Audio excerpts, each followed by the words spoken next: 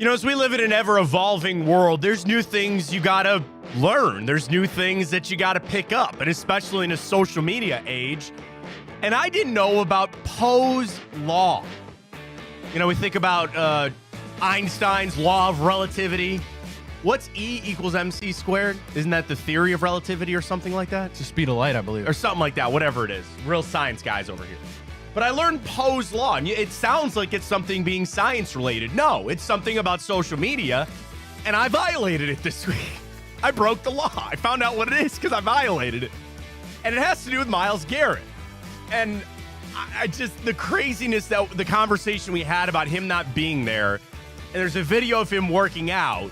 We'll play it, and I got to explain how I violated Poe's law this week. We got more Browns to get to as well. We'll hear from Kevin Stefanski about that quarterback ordering and basically where SHEDEUR Sanders is. Cavs, Darius Garland might be listening now. I got to take strongly on what the Cavs are going to do. And Ryan, I'm going to fix the Guardians and their anemic offense. Somebody send the clip to Stephen Vogt. I'll fix it all. We got the Grid Stadium, NBA Finals, U.S. Open going on. We got it all for you right here on Big Play. Welcome to the show, everybody. I am Matt Fontana. Hey, is Ryan Tyler. So happy to have you along this week on our show. Thursday nights on the Big Play channel, YouTube, Instagram, at Matt Fontana Show on Twitter. You can drop us a follow there, or checking us out Friday, 4 o'clock on The Rock. So happy to be a part of that with our great friends from Garage Beer, Fairway Ford, Pure AV, and the Colleague Championships, which tell you about coming up soon. Speaking of golf, isn't that a good primer for next week for the Colleague, man? Got a little U.S. Open action. We get Firestone next week. We're going to be out there. We'll tell you where to get tickets. We'll tell you where to come see our shows as well in just a minute. So, Poe's law is an adage of internet culture, which says that without a clear indicator of the author's intent, any parody or sarcastic expression of extreme views can be mistaken by some readers for a sincere expression of those views. Basically, I sent a tweet out that said Myles Garrett looked out of shape. There it is. And the video that we're going to play from Paris McGee of Cleveland.com, it's a great video. It's awesome. And Myles didn't go to OTAs. He's there for the mandatory thing. And I see this video, and I want everybody to watch the video here from Cleveland.com and Paris McGee. Ryan, you see what I said? I said, boy, he looks out of shape. Watch this video and tell me that you thought I was being serious of Myles Garrett being out of shape.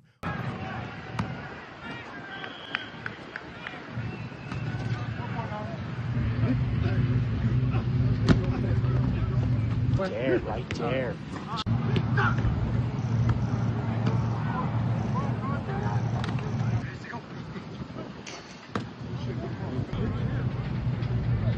How could you watch that and not think of that guy? Like, do you really? I'm sorry. I violated Poe's law. Okay.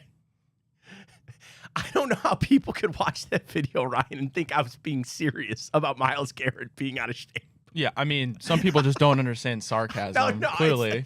Honestly, it's not even that. It's that is what, unfortunately, this love triangle of the Browns, the media, and the fan base has become, where people think that I was actually trying to rip into Myles Garrett. People actually thought that I was trying to rip into the situation, and I wasn't. He looked so fast. He looked so fast, so strong. Oh, Matt, you know, it's bags. I got 1,000 tweets. Well, he doesn't show up when they need him to. He doesn't get sacks when you need him to. He single-handedly won that Colts game a couple of years ago. Find me a defensive player you could say about that in the last 20 years. Seriously. Like, to watch that and just to, I guess, rehash and revisit something that we were all bashing our heads against the wall about. Like, him not being there, well, he's got to be a leader. Everybody has got to come to peace with the statement I'm about to say.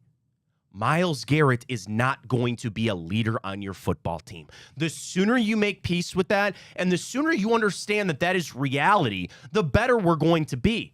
And I understand that people inherently think that's bad because he is your best player, he's your highest paid player, and you think that that comes with some sort of responsibility. You want to tear into that Jim Schwartz quote from Uncle Ben and Spider-Man with, great power comes great responsibility. I do think that was a subtle shot. I do. But they got to understand that's not him. So let me ask you this, Matt, and I have no opinion on this, but I know some people feel this certain way. If you're talking about Myles Garrett, who, you're right, you can't force to be a leader. He's proven throughout his career, he's not going to be that cultural guy. Do you think then the Browns should consider stripping the C? Go ahead. Go ahead. And if they want that to mean something, then yes, you would give it to, I don't, Anthony Walker's a prime example. I keep bringing up A-Walk because everybody loved him. He was such a good dude. Was he a superstar linebacker? No. Was he respected in that locker room as a leader? Absolutely he was. And if you want to do that, we all come from like the Pee-wee sports where your captain is usually your best player. Your captain is usually what? Your quarterback. And at one time it was Deshaun Watson, Everybody can lead in different ways.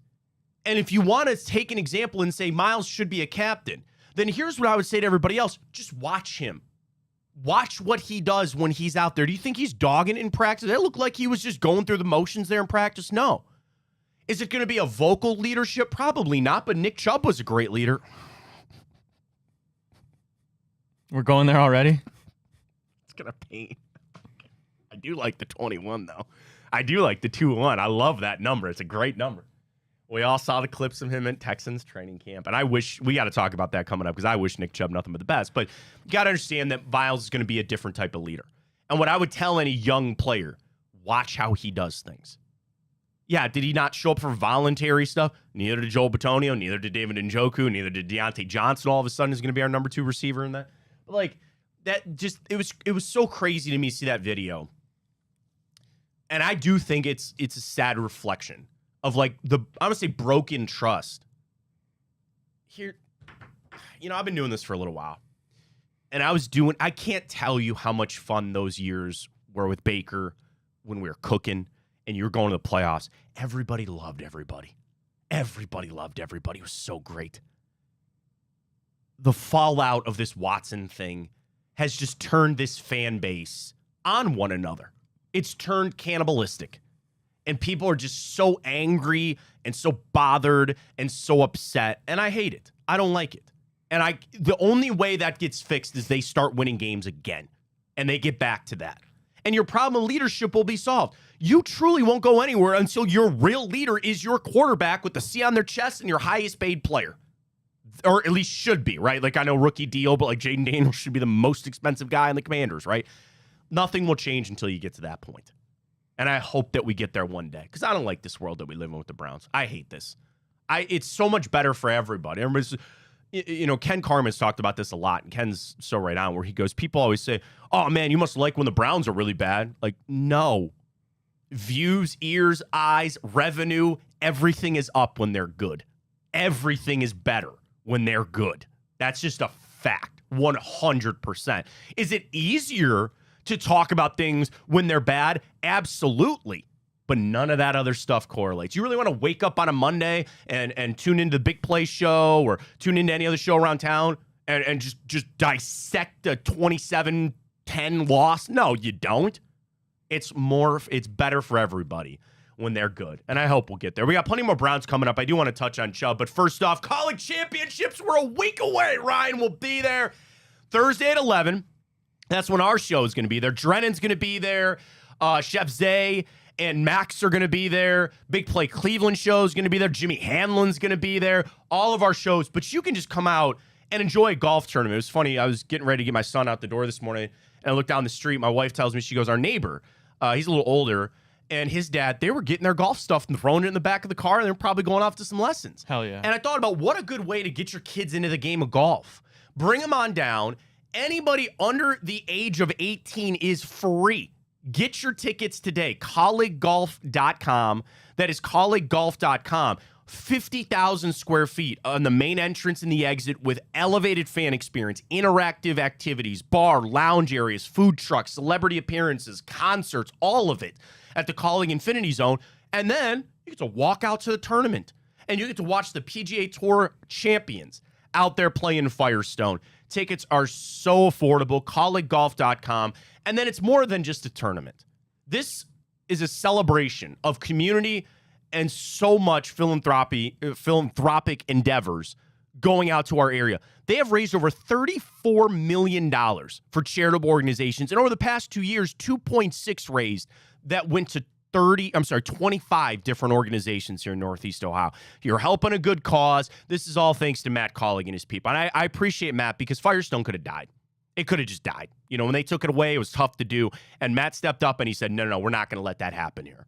So it's not that he's just helping our area. He brought golf back to Northeast Ohio. And that is so great. We were down there a couple of weeks ago. The layout is immaculate. I'll tell you this. Are you really Northeast Ohio? And if you've never been to Firestone? I feel like that's like a rite of passage. You know, go to Cedar Point, go to the lake, all that stuff. You got to get down there. ColleagueGolf.com. We will be there next week on Thursday, but we're going to have shows on Thursday and Friday. So it's awesome. I can't wait to be there. It's going to be so much fun, and we're going to enjoy it very, very much. I wanted to just touch on Nick Chubb quick, because now that it's official and it's over, I do wish Nick the best. I really do. And the deal he signed, a lot of people bringing up Kareem Hunt and saying, hey, if he can get there and get carries. Now, the problem is Kareem did get a lot of carries. If Joe Mixon's healthy, there's not going to be much there for Nick Chubb, and let alone that offense, which is wide receivers out the rear end that they're going to throw to. The fact that he gets to play football, the fact that he spoke this week and he said, this is the healthiest I've felt in a while. Doesn't that just pain you? Wish he was here, you know. And I understand the business side of it, and I frankly understand the football side of it, because I am very excited to see Quinshon Judkins and Dylan Sampson. Do you notice there's a lot of videos of those guys getting posted from the Browns? They know what they're doing, right? Got to stem that tide just a little bit right there.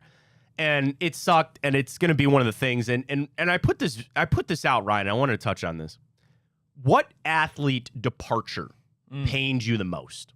So, and I want to say a little bit of, go back to Poe's Law, which we talked about here. But this is different because I put some departures of like Joe Thomas. Like, well, he didn't leave. I'm like, he retired. I remember that game when he went down. We were in the press box. It was somebody's hurt. And somebody goes, it's Joe. We go, oh, no. And he stands up and he's holding his arm. I will never forget this. I should have sent you the picture. We could have shown it here on the show, but I will. He talked to us in the locker room with torn triceps. He's got his arm bandaged up, and he's standing in front of all of us like, I'll take questions. Like, what a badass, right? Iron Man. Yeah. But I thought about this list quick about the ones that pained you the most. Here's what I had. Number 1, LeBron the first time. That was just anger, sadness, pain. You might be a little too young for this. Victor Martinez got traded to the Red Sox. They told him after the game, and I might even start crying, he's holding his son in his locker crying that he just got traded away from the Indians. That's going to get me. It's gonna get me. That one, I was like, oh, so bad. Obviously, I have Nick Chubb at number 3. Francisco Lindor, I put at 4. And everybody's, oh, I left for the money and all that. I'm like, wouldn't you do this? But like, you could tell Frankie didn't want to leave. And he made comments like that. Like, if I could get this contract here, I'd never leave. I'd never leave. So that one pained me a lot. And then I put Joe Thomas at 5. Carlos Carrasco, Josh Cribbs, when we were all just begging to get him paid. Kind of did, and then they released him. And then I put Richie Sexton on there because he was my grandma's favorite player. That's like, you were born when he got traded away. I don't even think you were born. You were born in 01, right? Yeah, 01. Oh, yeah, you got traded in 2000. That's a little before your time. And some people ran through with like Bernie. I wasn't there for Bernie, so I don't really remember that one. Somebody brought up Baker as a painful one. That was painful. Yeah. Kyrie, that wasn't sadness. That was anger. That was really anger. And if you know some of the behind the scenes of what really happened there and what really transpired, it would probably only anger you even more. It's not like a sadness thing. Jim Thome, but like, I was always ingrained and told he ran for the money and kind of backstabbed the team. I don't know. That's just what I was told. So that's like of my era. Anybody that comes to mind for you that was just sad Nick Chubb's when they definitely left? top of the list. Oh, yeah. I mean, that dude has been the life of when I really got into the Browns and football, and he's been there through everything. And just his journey. By the way, being drafted second to Sony Michel, his teammate in the first round. And I always go back, Matt, I've been talking about the Hard Knocks when they first came in 2018. Obviously, the highlight was Baker Mayfield drafted first overall. They're all at the airport. I'm assuming it's Cleveland Hopkins. Everybody's gathered around Baker there. And there's one guy hanging out with Nick Chubb, and he goes, what position do you play? And he's like, running back. And then come full circle all this time later in 2025, Nick Chubb is going to be in the Browns Ring of Honor. And he's been so amazing and nothing but professional. I would say, for me, my favorite Guardians player at the time was Michael Brantley. I hated seeing him leave. I got some tweets on Brantley, and then a lot for of sure. And then a lot of the pitchers. Kluber, of course. Obviously, go back, Cliff Lee, CC. I wasn't really that big into sports at the time. I was a little too young. Was a big but one, and then eventually, next person on this list, unfortunately, I got a feeling is going to be Shane Bieber. Maybe. Now, I'm not saying this year. No, but like I hold out hope for that. And we talked about that last year, didn't we not? We're even before, well, he was hurt last year, but like even before that, where I was like, sign him to an extension now. Do it now. Give me 4 or 5 years on it and see how it goes. But yeah, I put that tweet out, and it's an unfortunate negative one. Manny Ramirez, people brought up certainly on that. All right, coming up, we got to talk about the ordering of the quarterbacks. Stefanski is just going to have to fight this off left and right about why Shedeur's not getting first reps with the first team and all that. And there's a pretty easy statement to be said on that. We'll get to all of it coming up. It's a pretty easy statement about Fairway Ford. You know what the statement is? Good cars, good people, good rates and cash. That's it. 500 vehicles over there at Fairway Ford. Employee pricing still going on, the pre-tariff, all of it. And you're just going to pay less than what they pay at Fairway Ford. They're willing to make deals for you because they have the inventory. Because if you want to get that custom ordered Ford, they're on priority with Ford as well. They can get it for you. They will deliver straight to your house. You can make that short drive to Canfield, pick it on out, drive on home, be in your driveway in a couple of days. They'll take care of you. Over 20 years, family owned and operated at Fairway Ford. And I know buying a car can be a stressful time. You could easily shoot them a message. This is what I'm looking for. This is what I need. These are some of the parameters I'm looking for. They will take care of it for you for there. You can scroll on through and look about any of their used vehicles, pre-owned vehicles. They have it all at Fairway Ford. And please tell them we sent you. Again, they have great deals going on. They'll hook you up here with our friends at Big Play.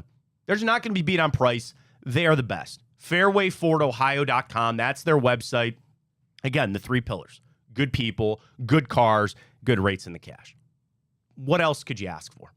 That's all you need. Shop around. It's a smart thing to do, but I ask you, please, if you are shopping, add their website to your queue as you search on through. And it can be a snap decision if you need, but if you're going through that process, add Fairway Ford. They have a chat feature. You can talk to somebody right there on the website and call them with what you need, and they're going to help you out. They run it like a family business. They run it like a cousin is coming in to get a car. You're that cousin. You're going to go and help. And it's a big family. If you walk in and you say, hey, I heard about you from Fontana on Big Play, they're going to light up and they go, we're going to hook you up here. We're going to take care of you here. I know they will because that's just what they do at Fairway Ford. So you're getting that ride for the summer coming up, FairwayFordOhio.com. That is FairwayFordOhio.com. And so proud and happy to have them with us here on Big Play. All right, we got to talk the ordering of the quarterbacks because you know we do. Coming your way next. Fontana Show. Stay with us. The Big Play Sports Network is brought to you by Smart Choice Windows. Energy-efficient products at an affordable price. Visit smartchoicewindows.com today. All right, Kevin Stefanski, from now until the start of the season, every day is going to be asked about the ordering of the quarterbacks and why SHEDEUR Sanders is now not getting first-team reps. I think there's a simple answer that Kevin Stefanski cannot give, but it's the true answer of the ordering of the quarterbacks. We'll hear that coming up. It's Fontana Show. So happy to have you alongside on Big Plays, Ryan Tyler. I'm Matt Fontana. You can follow our show on Twitter at Matt Fontana Show. Catch the YouTube at Big Play for all the replays, or download that Big Play app for all of our content. Golf, Bayerga Show, Honor the Land, every day with the Big Factor. We got it all for you with that Big Play app, presented by our great friends at Garage Beer. We got Fairway Ford, College Championships, and Pure AV. Not necessarily installation, because I'll do that for you. You got a problem? Something bugging on you? And you just kind of live with it because you go, well, I don't know how to fix that. Some of the business, not a big part, but a chunk of the business there at Pure AV is fixing issues. You got something, home automation, surround sound, outdoor AV type stuff, and it's just all of a sudden not working. And it's tricky, man. Like, this is computers and updates and wiring and all that. Pure AV will come out and fix something if it's broken for you, even if they didn't install it. That's how good they are. They can fix anything and everything. Now, you want that full-on, might be a little late for Father's Day, but you want that full-on. Hey, you know what you do? Give Dad a little certificate. It just says Pure AV on it. And you go, what's this? You go, Dad, we're hooking you up. We're hooking you up with that surround sound. We're hooking you up with that outdoor TV that you've been dreaming of. We're going to hook you up with that golf simulator that you've wanted forever. Pure AV can do all that for you. There's showrooms down in Akron. You can go down there, go to Firestone, stop on by. It's like right there. But at worst, they'll come out to your home. And they can show you, they can talk to you about things you didn't even know existed. Seriously, there's so many great advances in the AV world. Pure AV's got it all for you. So whatever you're looking to do, check them out, pureavcorp.com. That's pureavcorp.com. Tell them we sent you, and they'll take care of your friends at Pure AV. So I want to hear from Kevin Stefanski. And I saw this video from Daryl Ryder. Shout out to Daryl 92.3. And he posted this clip of Kevin Stefanski with a question about why SHEDEUR Sanders isn't getting 1 reps. There's reports he got some 2s, but why isn't he getting 1? Here's Kevin Stefanski, audio and video courtesy of Daryl at 92.3.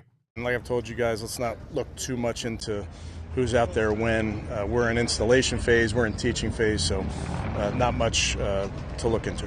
We're so far away from that type of thought process, Daniel. We're in our installation phase. It's the off season. It's OTA, so we're going to keep the focus there. Once you get into training camp, of course, you're getting ready to play games and ultimately getting ready for playing the season. But right now, that's not our focus. We're using this off season. I think this is we got 1 more practice to go, so we'll use all of these practices like we have for every position to learn about our players and learn what guys do best and those type of things. I mean, obviously, like for a wide receiver, want to find out what routes he's comfortable with. For the quarterbacks, find out what concepts they're comfortable with. So that's really what this offseason has been about. Of course, your mentality changes a little bit as you get into training camp, but that's really not our focus right now. That's just going to be his answer of like, we're at install. That's not going to work for training camp. Ryan, ask me the question. Why isn't SHEDEUR Sanders getting number 1 reps? I'm going to play Kevin Stefanski. Why is SHEDEUR Sanders not getting number 1 reps? He's a 5th round pick. Thank you. I was wondering if we were going to say the same thing. He is a 5th round pick. That's your answer. I can say that. Kevin Stefanski cannot. So here's the thing, though. I'm not sure. Ryan wanted SHEDEUR. You got him. You're a big fan. I'm not trying to stifle your enthusiasm. I'm in the same mindset as you, and I was wondering if you're going to say the same thing. People forget you can't correlate this with where he was supposed to be drafted. He's a 5th round pick. I don't care if his last name is Sanders. If his last name was Shock, if his last name was I won't say Dark because he was a 1st round pick, but you know what I mean. Like if his last name was Howard, Will Howard, nobody would be talking about it. It's a 5th round pick. Do 5th round picks usually get 1st team reps? No. I don't think so. No, unless nobody shows up. Like the wide receiving room, there is nobody there because Tillman and Woods are hurt. Deontay Johnson just got there. Like that might be an area. Sure, he's a 5th round pick. Why? By the way, why does he deserve 1st round? And not only a 5th round pick, plays. Matt, the 2nd quarterback you took in the draft, not the 1st. Yes, right. Just because you think SHEDEUR's better. Well, here's where people are going to get fouled up, and this is why people are probably yelling at their phone, their computer screen, or their TV if they're watching us on The Rock. They're screaming and going, Matt, they told us that this is a wide open, even quarterback competition. So if you say that, but you're not giving him 1st team reps and everybody else is, it's not famous debate from one of my prior stops. They're not lying. It's just the reality. Well, it's even. They're not going to give them to him. And I do think there's elements of them, as we've talked about, of them protecting SHEDEUR from any additional media and all that. It's just drama. That's noise. It's a waste of time. I do want everybody to leave the kid alone. Let him develop. He might actually be the answer.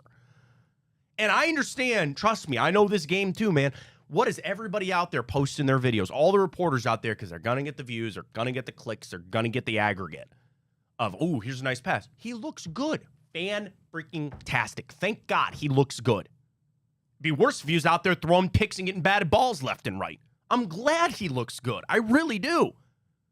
But you got to have some sort of ordering. Not getting 1st team reps. That's fine. Make the most of your 2nd team reps.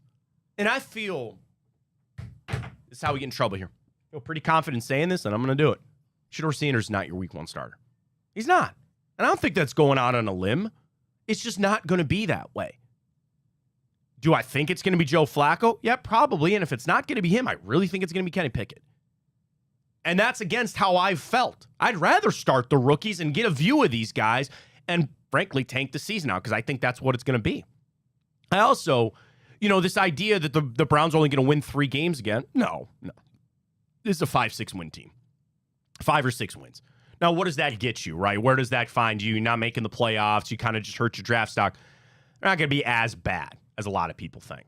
You're going to win some games, but I just don't think it's going to be SHEDEUR to start. And I think we're in the same boat. We're kind of in the mindset we like when guys are able to develop. We don't necessarily want to see a SHEDEUR or Dillon Gabriel start week 1. And I understand the thought process of this is such a crucial year. You need to figure out what you have in these guys, but you still don't need them to start 10, 11, 12 games to understand what you have in the quarterback. 5 games. If you go after the bye and you split the rest of those 8, 7 games, whatever it is, between Dillon Gabriel and SHEDEUR Sanders, I think you will still have enough of a sample size to figure out if this quarterback is worth continuing to develop. And I'll give you one more. There is a checklist of preparation to get there. Because if these guys, I'm just talking about Sanders and Gabriel for a second, if they're doing it in practice and they're doing well in the weight room and they're doing well in the film room and on the practice room, then you go, all right, you've checked these boxes. Let's go ahead and get you in there and see what you can do. If you're not even doing that stuff first, I don't know many young quarterbacks that look horrible in practice that all of a sudden look good in the game. Maybe there's examples out there and I can be proven wrong. But the Browns know what it looks like out there, even when the media is not out there and when the fans aren't going to be out there. They know what it is. And if you can't check those first boxes, you ain't going to get in the game. And the thing is, I think the big tell is going to be preseason games. Joe Flacco's not going to play, and Kenny Pickett's not going to play very much. I'd be fine with them coming out and saying, this is SHEDEUR Sanders and Dillon Gabriel all the live-long day in preseason. Do it. There's your first team reps. How about that? Maybe they're not giving to him now because they know he's going to get it in preseason. And in that third game, when the dress rehearsal, maybe you put Flacco in there. I don't buy that. Maybe you put Pickett in there to get ready. That's going to be your time to make your hay, if you will, and get after it. So I think Stefanski's handling it the best that he can, but the reason SHEDEUR Sanders didn't get number 1 reps is because he's a 5th-round pick. It's that simple. I don't understand why it's hard to accept for people. Because of kind of where we talked about it earlier, of like that triangle of the media, the fans, and the team. They want something to grab onto. They want some sort of hope. They want some sort of belief that he is going to be the guy. And what we'd all love is just some rubber stamp right today. Like, hey, man, not today, but one day SHEDEUR Sanders is going to pull you out of this hell. I think for a lot of people that are SHEDEUR fans, including myself, this is almost a better scenario because if you drafted SHEDEUR Sanders with the number 2 pick or even drafted him with your 33 or 36, then there would be that pressure to get him these first-team reps, to get him to be able to start potentially week 1. But in fact, we got him so late, it's almost even better. You still got the guy you wanted. Now you're able to be responsible and you don't feel the pressure to develop him, and you can let him just naturally progress to eventually becoming the starter. All right, we got to flip over to some Cavs. A little change on their philosophy. I think it's the right thing to do when it comes to Darius Garland. We'll touch on the guards. We got the grid. It's all coming up. Fontana Show presented by Fairway Ford, Garage Beer, Pure AV, and the College Championships. Stay with us. The Big Play Sports Network is brought to you by Garage Beer. No bitterness, no frills, no IPA, just beer-flavored beer. Find local retailers who sell garage beer near you by visiting drinkgaragebeer.com. So in what's going to be a tough offseason for the Cavs to navigate with the apron, with what moves they may need to make, moves they can't make, they've had a little shift of what we've heard about what they're going to do with Darius Garland. We'll talk about it here. Welcome back. Fontana Show, part of Big Play Network, of course, on The Rock. Ryan Tyler, Matt Fontana with you. So the reports and rumors are starting to kind of come out that the Cavs are open to Darius Garland being moved. Doesn't mean they are. He had his toe surgery. He's going to be out and up until training camp, which like that. I'm really starting to believe the Cavs are not good about how they handle injuries. Not just on like bring guys in, but he'll resume basketball activity sometime in training camp. Okay, we're all going to read that and think he's ready to go for training camp, and then Shams comes out and goes, he's going to miss the start of the season. It's the opposite of what you should do. You should extend the timeline so that if anything, you're more happy that they got back earlier. Just say 4 to 5 month recovery and we'll update as ready to go. And I'm sure they'll ask, like, is he going to be ready for training camp? We'll update you when we have an update. It's the same thing with Jared Allen. When they were talking about his ribs, they didn't make it, at least they didn't communicate to us that it was as bad as it was. So well, we I think that was some here. gamesmanship because you were in a series and you were trying to maybe throw something at the Celtics if he was going to play or not. That's a little different. I think the same thing with Garland. Like, obviously he was injured. Obviously he shouldn't have been playing. And that goes back to the whole debate that I had with people about calling out for injuries and why they don't play. And I think that's a dangerous game. And I just believe if they could have played, they would have. That all aside, the Cavs are doing the right thing. They'll listen. Pick up the phone. But we all need to realize, and I'm saying this more for myself, you got to move a mountain to be able to make something that's actually going to work. I'm not just getting rid of Darius Garland. I'm not just getting rid of Jared Allen for the sake of making a change. Do I think the Cavs need to make a change? Absolutely. But you got to get what you think is right for this team and back. And I joined Danny Cunningham on Locked On Cavs this week. We did a two-parter episode this week. And we talked a lot about that second apron and how penalized it's going to be for the Cavs. And we kind of came to the conclusion of this. Tell me what you think about this, Ryan. Of the two, you'd rather trade Jared Allen, right? And that is also maybe a little bit of a less of an impact on the team. And if you could trade him for that wing guy, or if you could trade him to be able to find a piece, that's probably more apt of what you're trying to do. Because there is, at this point, and I could be proven wrong, it's supposed to be a crazy offseason, there is no blockbuster, massive, borderline franchise-shifting trade that I would include Darius Garland for. What are you going to do, go get Kevin Durant? Yeah, go pull the Giannis trade off. Fine, go ahead. Just don't give up Mobley. You know? And Danny and I ran through a list. I think we're talking like Malik Monk. We're talking Herb Jones. And to the average fan, you might be like, what does that do for you? It might, but that's where I'd be more willing to part with Jared Allen. Then you talk money because of all the penalties coming in from the second apron and how money's going to go out and aggregate and, you know, 3-team trades and all that. You need a doctor to go through it all. They need to do something. And here's all the parameters that I got. I'd like them to do something. I don't want them to get taken, and I need my team to be improved. Good luck, Kobe. Good luck. I don't think there's many teams lining up to say, oh, you know, we'll bail you out here. Sure, we'll make a trade that's not in our best interest. You have no draft capital. You have no salary cap room to make any of these types of moves. It's hard. And I'll tell you this. As great as Kobe Altman has been of building this team, this offseason will tell the story about his general manager era with the Cleveland Cavaliers. They made it this far. And he's done a great job with some really great trades. Donovan Mitchell trade, I think that was more of, hey, you just happen to have the assets they needed. Okay, you pull the trade off. Drafted well. Mobley fell in his lap. I like the Hunter move. I obviously love the Jared Allen trade when he made it. This offseason will tell the story about Kobe Altman's general managership, if you will, in Cleveland. That's a tough way to go because his hands are tied.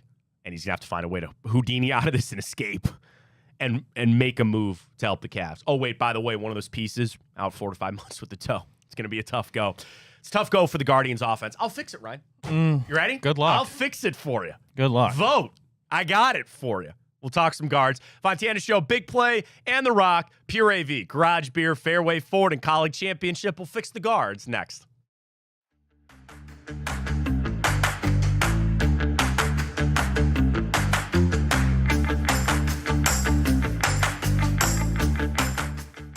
It seems to be an easy solution for the Guardians, but you got to implement sometimes the easy things. Welcome back, Fontana Show. Check us out on YouTube at Big Play, Instagram Big Play, and follow our show at Matt Fontana Show on Twitter X, and of course on The Rock on Fridays at 4.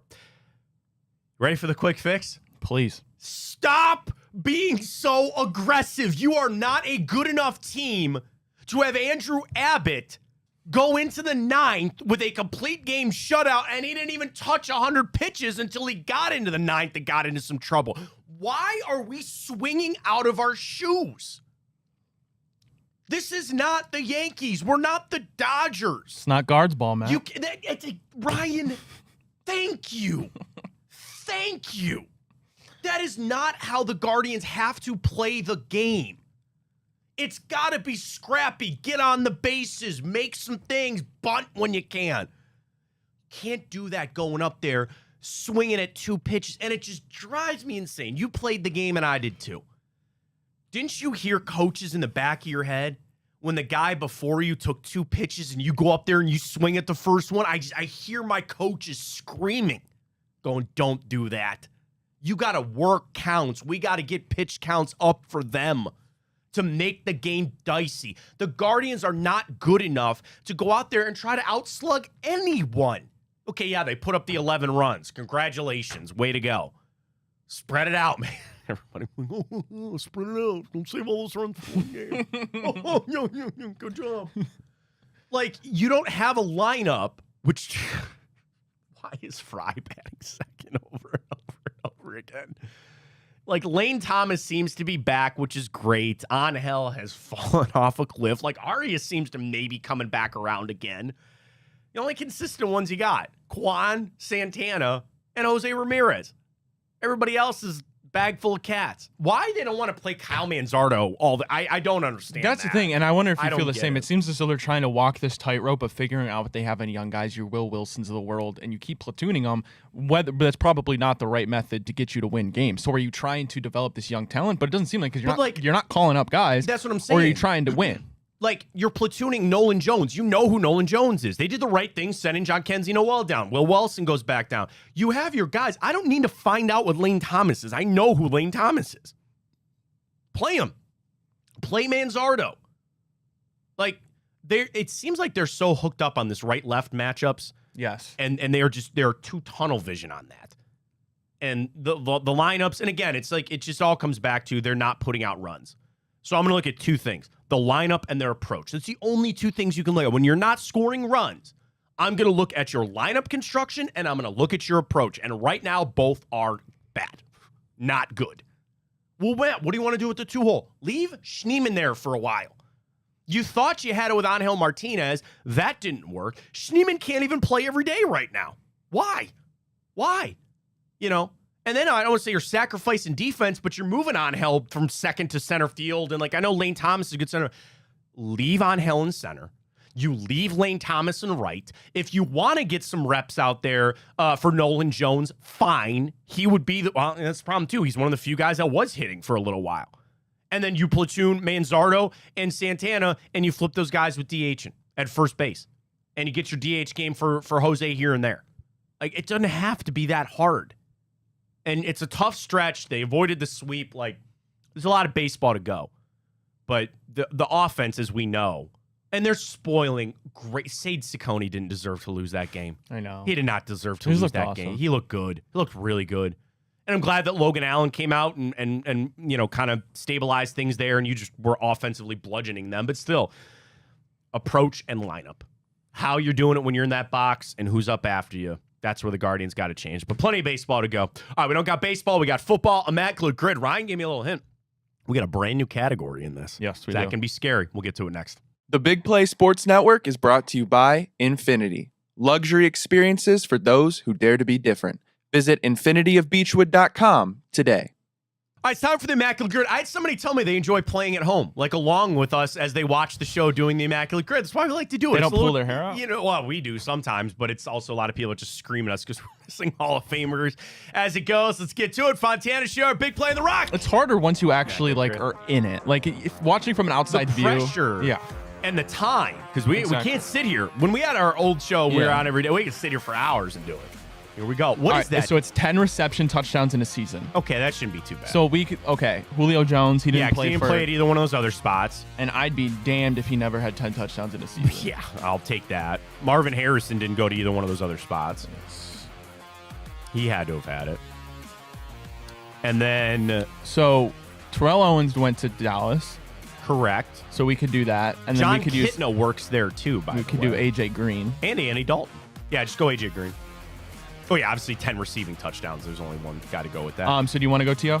You can go T.O. You can go Kitna. Sure, whatever you want. All right, let's go Owens because I can't spell Terrell. That's fine. I would say he'd be number one on that. All right. All right, what's that? Something there. Colts Cowboys. Stephon Gilmore? Did he play for Yes. that? Right? Right. Yes. Yeah.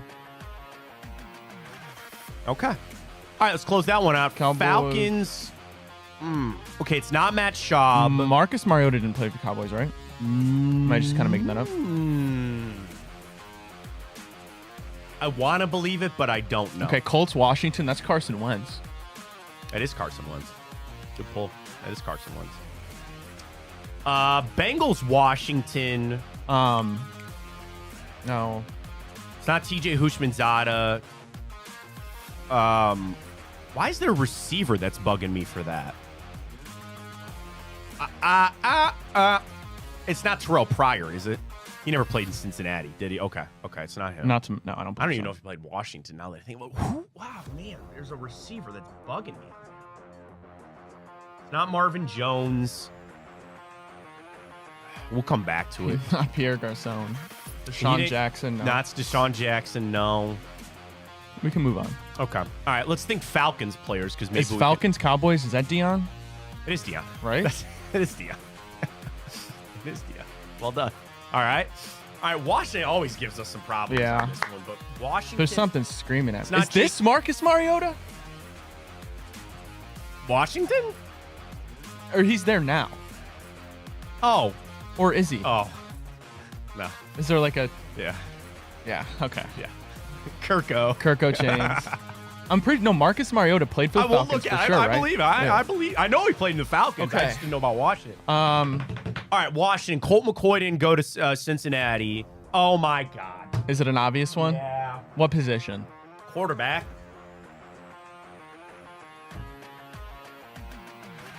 Fitzpatrick? Fitzpatrick. All right, let's see what Well the... done, buddy. Kirk Cousins. Kirko. So we got most... We'll go back up. Didn't you We want almost to got all of the... click on? Yeah, that one. Yeah. What was it, Washington? Washington Falcons. We'll see if Mariota's on that list. I know it don't look good, but you can see. Oh, it doesn't look good. Hold on. That's fine. Ryan's a perfectionist. I didn't mean to. I'll find it. I'm almost positive that was I believe it. It sounded is, yeah, good. it is. It was, yeah. Okay. So All right, we're- we're all over it. We're all over it this week. I love it very much. All right, we'll come back, touch on the NBA Finals. We know the stadium's coming to Brook Park. We'll get it all, wrap it up this week's edition of the Fontana Show and Big Play The Rock. Stay with us. The Big Play Sports Network is brought to you by Fairway Ford, the largest inventory of new Ford trucks, the lowest pricing, and same hometown level of service. Visit fairwayfordohio.com today. All right, Brook Park's happening. They passed the bill. It's going on through. Don't be shocked about it. Nothing you can do. Welcome back. Fontana Show and Big Play. Catch our show live on Thursday nights on the social media channels, Big Play app as well, and Fridays at 4 o'clock on The Rock. It's going through the process, the state senate, state house. Like, there's not going to be anything. Ryan, they're going to have their stadium in Brook Park. Whether or not the city was going to like it was always going to be that way. I wish there was a way it wasn't because I just want them to stay downtown. I'm not anti-new stadium. I just wanted them downtown. That is not the world that we're going to be living in. And till the day I die, probably that's where the stadium is going to be, is in Brook Park. This has to be the most nauseating topic in Cleveland I sports really am. that Yeah, we've I'm had with in you. maybe the last 5 years. Yeah. Watson. I'd honestly rather talk about Watson in the stadium because Yeah. here's the thing. I know I don't have any control over Deshaun Watson either, obviously, but I also don't have any control over the stadium. And I'm going to enjoy the games wherever I watch them. Yeah. Again, I'm not. What do you think? I'm going to go chain myself to a tree out there and all the trees are clear. It's going to happen. Can't get away in progress. It is what it is. Finals. Pacers. Did not see that coming, but I still think the Thunder are going to win that series, and maybe they will by next week's show. We appreciate everybody joining us. Thanks to our great friends, Pure AV, Garage Beer, Fairway Ford, and College Championships. We will see everybody out there next week. Get your tickets, colleaguegolf.com. That is colleaguegolf.com, and we'll see you at Firestone next week. For Ryan Tyler, I'm Matt Fontana. As always, take it easy.